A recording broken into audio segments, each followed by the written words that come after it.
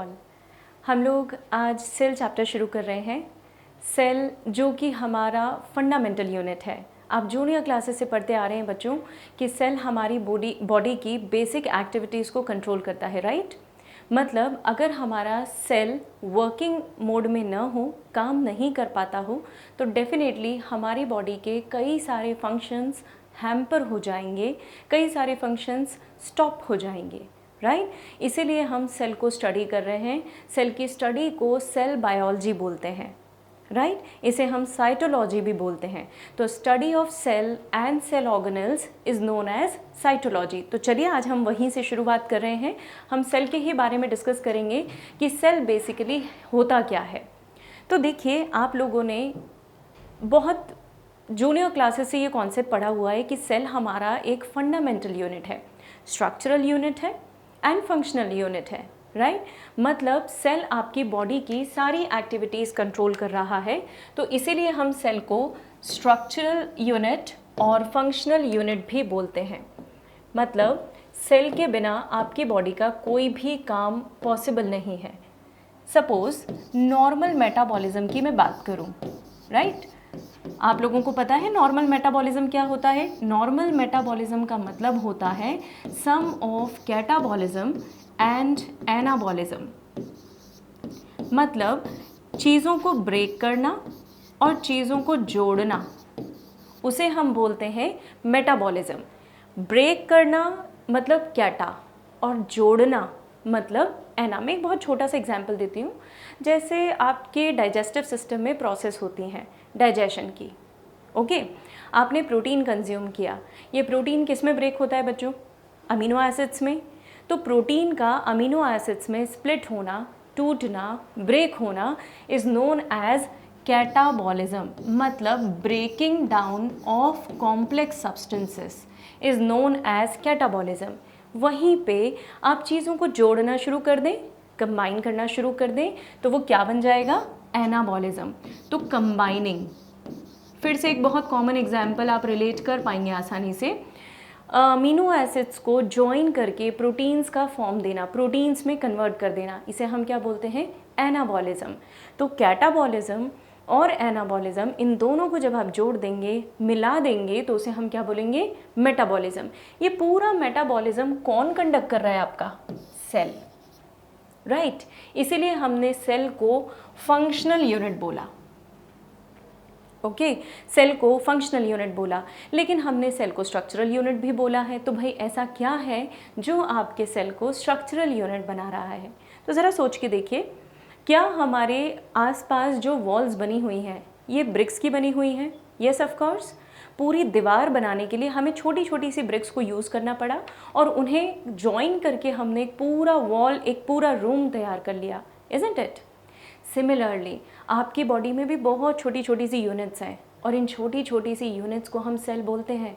इन cell को जब आप ज्वाइन करेंगे तो टिश्यू बनेगा, टिश्यू को कंबाइन कर देंगे तो ऑर्गन बनेगा, और ऑर्गन सिस्टम और ऑर्गेनिज्म। इस तरीके से हायरार्की होती है, जिसके बारे में मैं आपसे अभी थोड़ी देर में बात करने वाली हूँ। तो ये हायरार्की भी हमारी सेल ही मेंटेन करता है, सेल ही शुरुआत करता है, इसीलिए हम सेल को स्ट्रक्चरल यूनिट भी बोलते हैं। तो it is very clear, justified है, cell is a structural and functional unit of life. हर लिविंग ऑर्गेनिज्म किसका बना हुआ है? सेल का बना हुआ है। तो सेल बेसिकली हर लिविंग ऑर्गेनिज्म की बॉडी को डेवलप कर रहा है या प्रोड्यूस कर रहा है, फॉर्म कर रहा है। अगर किसी ऑर्गेनिज्म के पास सिर्फ एक सेल हो, तुमने ऐसे भी ऑर्गेनिजम्स देखे होंगे, सुने होंगे, देखे माइक्रोस्कोप में होंगे और सुने होंगे कि अगर किसी ऑर्गेनिज्म के पास सिर्फ एक सेल है, राइट, तो उसे हम टर्म देते हैं यूनी। एक टेक्निकल टर्म याद रखिएगा, यूनी मतलब वन। तो अगर एक सेल प्रेजेंट है मतलब यूनिसेलुलर। Examples bacteria, protozoa. और अगर बहुत सारे सेल्स प्रेजेंट हैं तो इट इज़ मल्टीसेलुलर। तो ऑर्गेनिज्म कैन बी यूनिसेलुलर और can be multicellular. For example plants and animals multicellular हैं और यूनिसेलुलर के एग्जाम्पल्स जो हैं वो हमारे बैक्टीरिया, फ्यू प्रोटोजोआ हैं।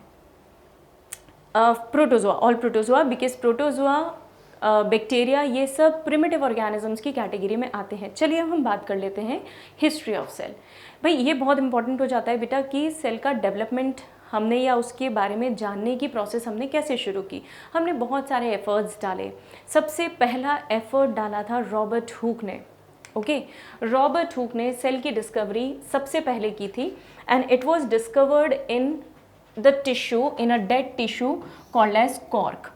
कॉर्क के अंदर 1665 में, यहाँ पे ईयर आपको याद रखना पड़ेगा क्योंकि सेल बायोलॉजी में कुछ कुछ डिस्कवरीज ऐसी हैं जिन पर डायरेक्टली नीट में क्वेश्चंस पूछे गए हैं। हमें हर डिस्कवरी का ईयर नहीं याद रखना, क्या क्या और कहाँ कहाँ याद रखना है वो मैं आपको बताती जाऊँगी।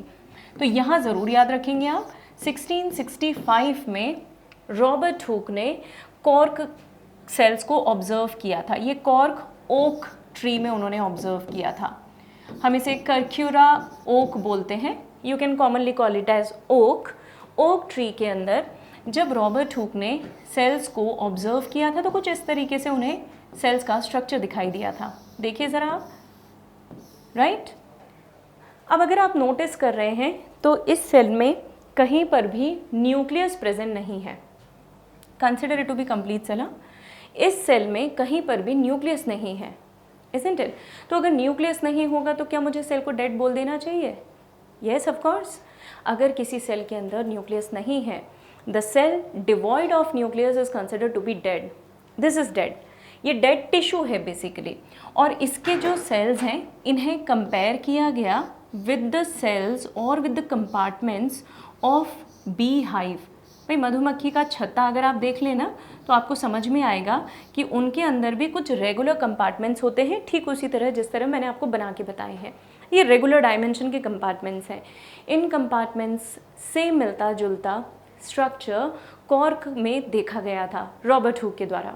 तो रॉबर्ट हुक ने इसे कंपेयर किया, इस स्ट्रक्चर को कंपेयर किया विद दिस स्ट्रक्चर, और उन्होंने कहा ये लिटिल कंपार्टमेंट्स हैं। लैटिन लैंग्वेज में इसे हम सेल्यूला बोलते हैं, मतलब लिटिल कंपार्टमेंट्स। तो ये जो लिटिल कंपार्टमेंट्स हो गए, ये हमारे सेल की सारी एक्टिविटी को कंट्रोल करते हैं। फाइन। तो इन्होंने उसे कंपेयर किया विद द चेम्बर्स। सेल का एक्चुअल मीनिंग होता है छोटे छोटे से रूम, छोटे छोटे से कंपार्टमेंट्स, चेम्बर्स, और यहाँ पे भी हमने उसे इसी तरीके से रिलेट किया है, राइट। तो ये डिस्कवरी इंपॉर्टेंट है, ये आपको ध्यान रखना है। कॉर्क एक डेड टिश्यू होता है बच्चों, remember that cork is a dead tissue, completely dead tissue है ये, और इस टिश्यू के कारण प्लांट के अंदर वाटर की एंट्री नहीं हो पाती। So it is impervious to water. ये पानी को आसानी से अंदर नहीं जाने देता।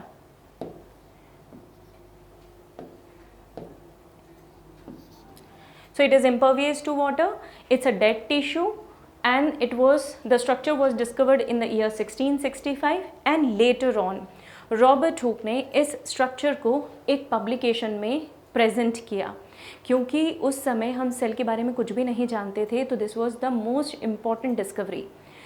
वो बुक जिस बुक में रॉबर्ट हुक ने इसे पब्लिश किया, द बुक इज़ माइक्रोग्राफिया। उस बुक का नाम है माइक्रोग्राफिया, ये भी ध्यान रखेंगे। Micrographia was the research journal. ये नॉर्मल बुक नहीं थी बच्चों, ये रिसर्च जर्नल था जिसके अंदर सेल के इन स्ट्रक्चर्स को प्रपोज किया गया, राइट। चलिए आगे बढ़ते हैं। अब अगर मैं सेल की बात करूं फर्दर डिस्कवरीज़ की, तो मेरे पास और एक इम्पॉर्टेंट डिस्कवरी आती है न्यूक्लियस की। सेल के अंदर न्यूक्लियस बहुत इंपॉर्टेंट रोल प्ले करता है, we need to remember that. तो न्यूक्लियस की डिस्कवरी रॉबर्ट ब्राउन ने की थी। रॉबर्ट ब्राउन ने जब न्यूक्लियस की डिस्कवरी की थी तो इन्होंने उसे हेडक्वार्टर ऑफ द सेल बोला था, हेडक्वार्टर ऑफ द सेल। लेकिन बच्चों एक बात बताइए, अगर न्यूक्लियस दिख गया था तो न्यूक्लियस दिखने के बाद तो सेल को लिविंग बोलना चाहिए था, क्योंकि इसके पहले का सेल तो हमने डेड बोला था, डेड सेल कॉर्क था। लेकिन अगर न्यूक्लियस दिख रहा है तो क्या सेल को लिविंग बोल देना चाहिए? Yes of course, the cell is now living.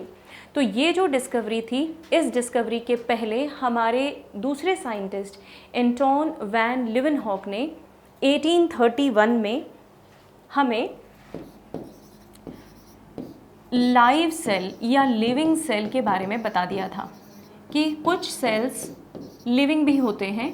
Living cells dead cell से डिफरेंट कैसे हैं न्यूक्लियस के कंपैरिजन में। डेड सेल के पास न्यूक्लियस नहीं होता और लिविंग सेल के पास न्यूक्लियस होता है।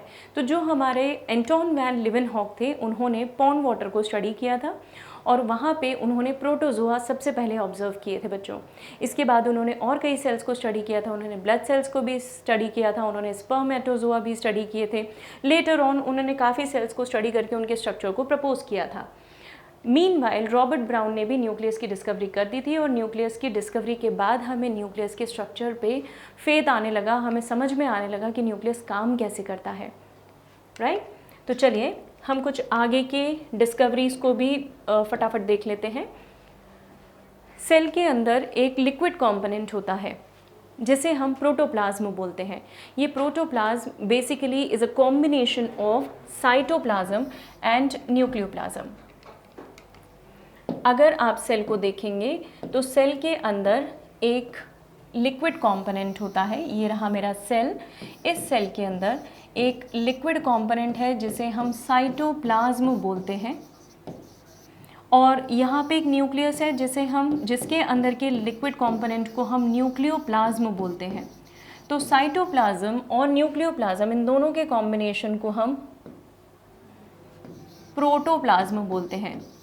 आपको याद बहुत आसानी से रह जाएगा।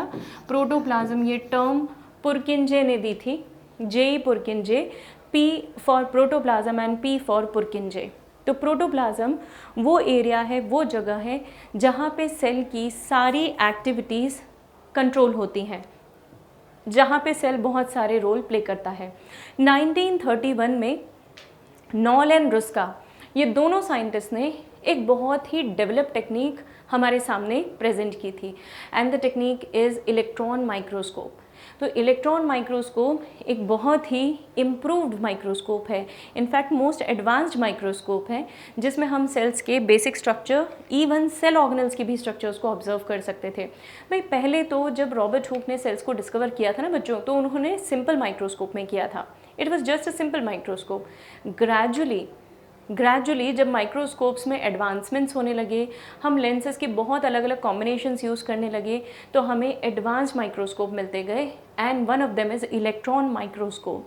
इलेक्ट्रॉन माइक्रोस्कोप इलेक्ट्रॉन बीम्स की मदद से इमेज फॉर्मेशन करता है and that makes it more special, क्योंकि बचे हुए माइक्रोस्कोप नॉर्मल लाइट के प्रेजेंस में इमेज फॉर्म करते हैं। अब हमारे सेल को पूरी तरीके से जज करते हुए कुछ और दो साइंटिस्ट ने इंडिपेंडेंटली एक थ्योरी प्रपोज की थी which is called as cell theory. Cell theory के कुछ पॉस्टुलेट्स अभी हम देखेंगे, जो मेन पॉस्टुलेट्स हैं। 1838 और 1839 में सेल थ्योरी बनाई गई थी, फॉर्मुलेट की गई थी। Since it was a theory तो उसके जस्टिफिकेशन को बाद में काफ़ी चीज़ें हमें लगी, बट इनिशियली श्लीडन ने अलग स्टेटमेंट्स दिए थे, श्वान ने अलग स्टेटमेंट्स दिए थे बच्चों। दोनों के स्टेटमेंट्स को कंबाइन करके हमने एक कॉमन सेल थ्योरी प्रपोज की थी। नॉर्मल जो सेल थ्योरी को इंट्रोड्यूस करते हुए हम स्टेटमेंट बोलते हैं, इट इज़ दैट कि हर लिविंग ऑर्गेनिज्म सेल से बना हुआ है या सेल के प्रोडक्ट से बना हुआ है।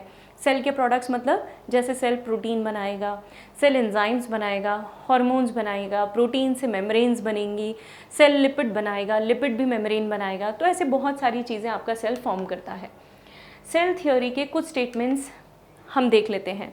हर लिविंग ऑर्गेनिज्म सेल से बना हुआ है, बट ऑब्वियसली बात है कोई भी लिविंग ऑर्गेनिज्म विदाउट सेल हो ही नहीं सकता। जो सेल से नहीं बने हैं उन्हें हम कुछ अलग कैटेगरी देते हैं, we will talk about it. इस पॉइंट को ध्यान में रखिएगा कि सेल थ्योरी ये बोलती है कि हर लिविंग ऑर्गेनिज्म सेल से बना हुआ है। हर एक सेल, राइट। एक क्वेश्चन है ना कि मुर्गी पहले आई कि अंडा पहले आया। ये मिस्ट्री सॉल्व करना मुश्किल क्यों है? क्योंकि यहाँ पे लाइफ के ओरिजिन की बात है। तो आप ध्यान रखेंगे, लाइफ का ओरिजिन मतलब सेल। हर सेल जब भी डेवलप हुआ है तो वो किसी पुराने सेल से ही बना हुआ है। आपने एकदम से नया सेल नहीं बना दिया, नया cell all of a sudden नहीं डेवलप हो गया। हर नया सेल किसी पुराने सेल से फॉर्म हुआ है। तो ईच सेल और every new cell arises from the pre existing cell, right.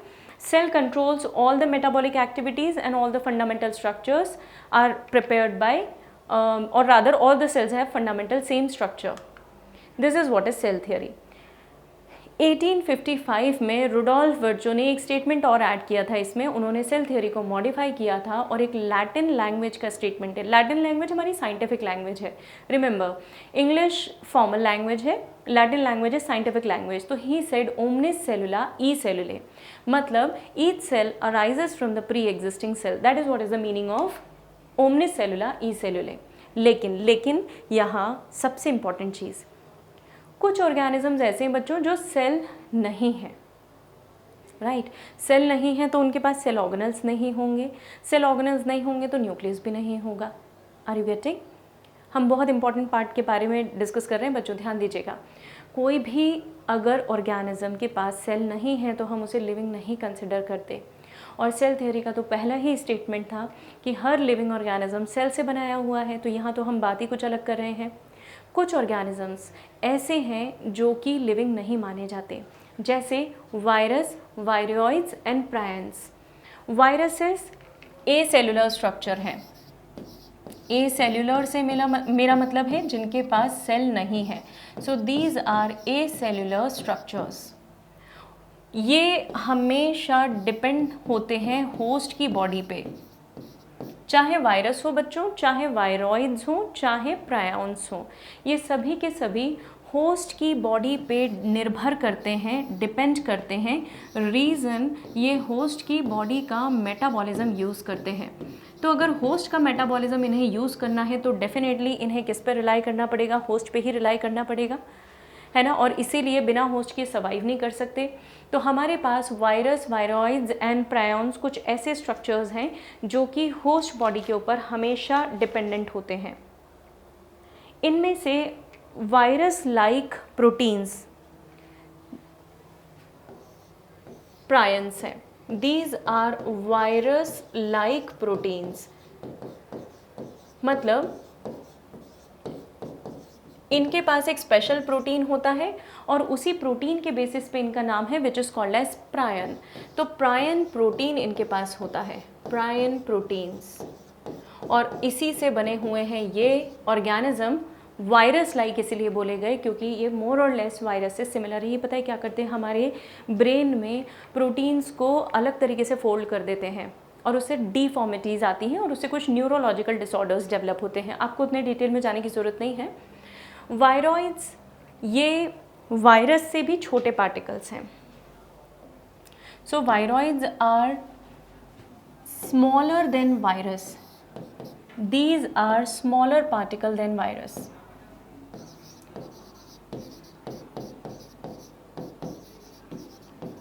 इनके पास जेनेटिक मटेरियल होता है ना। जेनेटिक मटेरियल अपने आप में एक बहुत इंपॉर्टेंट फीचर है ये डिसाइड करने के लिए कि ऑर्गेनिज्म लिविंग है या नहीं। तो अगर जेनेटिक मटेरियल प्रेजेंट है तो हम ऑर्गेनिज्म को डेफिनेटली लिविंग बोलते हैं, और अगर जेनेटिक मटेरियल प्रेजेंट नहीं है तो हम ऑर्गेनिज्म को नॉन लिविंग बोलते हैं। वायरसेस जो हैं they are considered as living as well as non living. तो कुल मिलाकर आप वायरसेस को कनेक्टिंग लिंक बोल सकते हैं। हम बाद में एक चैप्टर में पढ़ेंगे।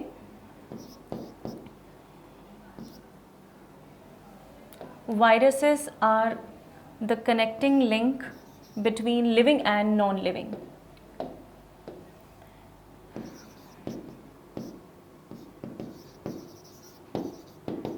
क्यों लिविंग और क्यों नॉन लिविंग आपको समझ में आ गया होगा। लिविंग का मतलब जो सारी एक्टिविटीज़ अपनी खुद ही कंप्लीट कर सकता है, जिसे किसी और पे डिपेंड रहने की ज़रूरत नहीं है, उसे हम लिविंग बोलते हैं, और जो किसी और पे डिपेंडेंट है उसे हम नॉन लिविंग बोलते हैं। तो वायरस, वायरॉइड्स और प्रायॉन्स ये तीनों ऐसे पार्टिकल्स हैं जो कि ऑब्लिगेट पैरासाइट्स हैं, किसी दूसरे ऑर्गेनिज्म पे डिपेंड होते हैं और उससे सारा नरिशमेंट डिराइव करते हैं। That is the reason why we consider them as non living, right. तो चलिए यहाँ पे हमने सेल थ्योरी की बात कंप्लीट कर ली है। अब हम आते हैं एक ओवरव्यू ऑफ द सेल, मतलब सेल के अंदर क्या क्या चीज़ें हैं, क्या क्या एक्टिविटीज़ हैं। तो हर सेल अपने अपने साइज़ में वैरी करता है, अपनी एक्टिविटीज़ में वैरी करता है, अपने फंक्शन में वैरी करता है। तो every cell vary in size, shape and structure. हम देख लेते हैं कैसे। उसकी एक्टिविटीज़ पे डिपेंड करता है कि उसका स्ट्रक्चर कैसे होगा, वो छोटा होगा कि वो बड़ा होगा, उसका नंबर कितना होगा, कम नंबर में होगा, ज़्यादा नंबर में होगा, everything is dependent upon activities. तो कुछ स्मॉलेस्ट सेल्स हैं हमारे पास, जैसे माइकोप्लाज्मा स्मॉलेस्ट सेल है which is also called as PPLO, pleuropneumonia like organism. Mycoplasma is also called as PPLO because it was found causing pneumonia, so it is called as pleuropneumonia like organism. तो mycoplasma is one of the smallest cell we have till so far and it is 0.3, it measures 0.3 micrometer. उसके बाद हमारे पास RBC का diameter है 7 micrometer, bacteria जो है वो 3 to 5 micrometer है, 10 माइक्रोमीटर की रेंज तक प्रोकैरियोट्स होते हैं, बियॉन्ड 10 हमारे पास यूकैरियोट्स हैं। तो यूकैरियोट्स का साइज़ ऑब्वियसली ज़्यादा है। ये हमारे पास डिफरेंट टाइप ऑफ सेल्स हैं जिनके शेप्स अलग अलग हैं। NCERT में ये आपको पूरा का पूरा इमेज दिया हुआ है। इस इमेज में नीचे उन्होंने ब्रैकेट में दिया हुआ है। रिमेंबर बच्चों, यहाँ से क्वेश्चंस फ्रेम होते हैं और ये आपको याद रखने पड़ेंगे। बहुत इजी है। आपको क्या करना है, आप कैप्शंस पे फोकस करेंगे। जैसे ये RBC है, RBC के नीचे क्या लिखा है, that they are round and biconcave. WBCs हैं अमीबॉइड, कॉलमनर एपिथेलियम सेल्स है लॉन्ग नैरो, ट्रिकाइड है longitudinal, round and oval shape cells होते हैं हमारे लीफ के अंदर। ये मीजोफिल सेल्स हैं which are present in the leaf, है ना। These are the actual cells which are responsible for the photosynthesis process. ये बाद में पढ़ेंगे आप डिटेल में, अभी फिलहाल सिर्फ एक ओवरव्यू ले रहे हैं हम। Then we have nerve cells. Nerve cells थोड़े से स्टार शेप के सेल्स आपको दिख रहे हैं, थोड़े से इरेगुलर सेल्स हैं, जो सेल्स हमारी बॉडी में नर्व इम्पल्स ट्रांसमिशन का काम करते हैं। फाइन। अब किसी भी सेल के बारे में हम अगर देखें, अच्छा यहाँ से क्वेश्चंस एक बार देख लें बेटा, क्वेश्चंस कैसे पूछे जाते हैं मैं बता देती हूँ। They will give you match the type of questions, मतलब उन्होंने कॉलम बना दिया, एक column A, column B, RBC, tracheids, columnar epithelium tissue, mesophyll cells, और इस तरफ उन्होंने शेप दे दिए। अभी आपको शेप से रिलेट करना है, तो it will be very easy question, covering होगा, इसे अच्छे से प्रिपेयर कर लीजिएगा। अब अगर मैं हर सेल के बारे में बात करूँ तो किसी भी सेल के अंदर अलग अलग बाउंडेड स्ट्रक्चर्स होते हैं जिनके बारे में हमें इस पूरे चैप्टर में डिस्कस करना है, जहाँ से बहुत क्वेश्चंस पूछे जाते हैं। ये चैप्टर आपके नीट लेवल पे बहुत इंपॉर्टेंट है क्योंकि क्वेश्चन सबसे ज़्यादा यहीं फ्रेम होते हैं। तो will talk about all those cell organelles, genetic material. कुछ सेल्स के अंदर एक स्पेशल स्ट्रक्चर में होता है which is called as nucleus, right. और अगर न्यूक्लियस प्रेजेंट है तो we call those organisms as eukaryotes. If a cell possess nucleus तो उसे हम यूकैरियोटिक सेल बोलते हैं। यू का मतलब होता है एडवांस्ड, इसका भी मीनिंग क्या है मैं आपको बताऊंगी। कैरियोटिक टर्म डिराइव्ड है फ्रॉम कैरियन, कैरियन का मतलब होता है न्यूक्लियस। तो कैरियोटिक या कैरियन का मतलब होता है न्यूक्लियस। यूकैरियोटिक सेल्स का मतलब ऐसे सेल्स जिनके पास न्यूक्लियस प्रेजेंट है, जिनके पास एडवांस्ड न्यूक्लियस है। और प्रोकैरियोटिक सेल्स का मतलब ऐसे सेल्स जिनके पास एडवांस्ड न्यूक्लियस नहीं है, दे लैक न्यूक्लियस। पर फिर इनका जेनेटिक मटेरियल कैसे प्रेजेंट है ये भी अपने आप में एक बहुत बड़ा क्वेश्चन है, विल टॉक अबाउट इट। तो हमारे पास membrane bound cell organelles present हैं या नहीं हैं, हमारे पास जो न्यूक्लियस है वो प्रेजेंट है या नहीं है, उसके बेसिस पे हमने सेल्स को कितनी कैटेगरीज में क्लासीफाई किया, 2 categories, one is eukaryotic, another is prokaryotic. So prokaryotic और यूकैरियोटिक सेल में एक चीज़ तो कॉमन मिलेगी बच्चों आपको, एंड दैट इज साइटोप्लाज्म। जो मैंने आपको अभी बताया था कि सेल के अंदर का ये जो बैकग्राउंड सब्सटेंस है, ये जो मैट्रिक्स है, जो लिक्विड पोर्शन है, इसे हम क्या बोलते हैं, साइटोप्लाज्म। साइटोप्लाज्म का वॉल्यूम मेजर होता है, it occupies major volume of your cell. कुछ कुछ जगह पे साइटोप्लाज्म नहीं भी होता है या इसकी क्वांटिटी कम होती है, एंड दैट पोर्शन वो गोल्जी बॉडी वाला रीजन है, इसे हम जोन ऑफ एक्सक्लूजन बोलते हैं। ये ध्यान रखिएगा, जोन ऑफ एक्सक्लूजन, प्लीज ध्यान दीजिए, ये पूछा गया क्वेश्चन है। जोन ऑफ एक्सक्लूजन वो रीजन है, वो एरिया है जहाँ पर गोल्जी बॉडी प्रेजेंट है और वहाँ पे साइटोप्लाज्म की क्वांटिटी न के बराबर है। तो जहाँ साइटोप्लाज्म की क्वांटिटी न के बराबर है उसे हम जोन ऑफ एक्सक्लूजन बोलते हैं। ये पूछा गया क्वेश्चन है, रिमेंबर दैट। अब अगर किसी भी यूकैरियोटिक सेल की मैं बात करूं तो उसके पास डिस्टिंक्ट सेल ऑर्गेनल्स हैं जिनके बारे में हमें बात करना है, जो मैंने आपसे अभी डिस्कस किया। प्रोकैरियोटिक सेल्स में वो डिस्टिंक्ट सेल ऑर्गेनल्स नहीं है, they lack also cell organelles. But ध्यान दीजिएगा, यूकैरियोटिक सेल में definitely membrane bound cell organelles होने चाहिए, हम काफ़ी देर से बात कर रहे थे।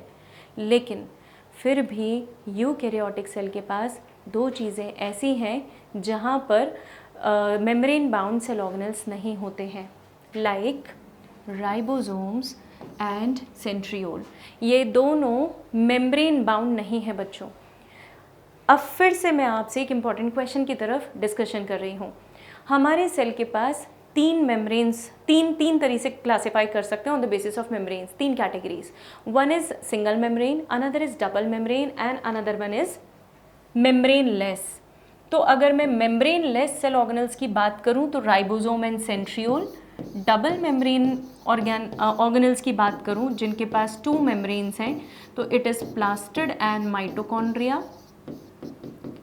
प्लास्टिड प्लांट्स में होता है, you know that animals they lack plastids, photosynthesis के लिए ज़रूरी है। और सिंगल मेम्ब्रेनस स्ट्रक्चर जो है जैसे वैक्यूल, लाइजोसोम्स। तो आपको ध्यान रखना है कि कितने सेल ऑर्गेनल सिंगल मेम्ब्रेनस हैं, डबल मेम्ब्रेनस हैं या जिनके पास मेम्ब्रेन नहीं है। तो हमारे यूकैरियोटिक सेल के पास भी non membrane bound cell organelles present होते हैं which are ribosome and centriole. Ribosome और सेंट्रियोल जो हैं ये दोनों के फंक्शंस हम डिटेल में डिस्कस करेंगे आफ्टर सम टाइम।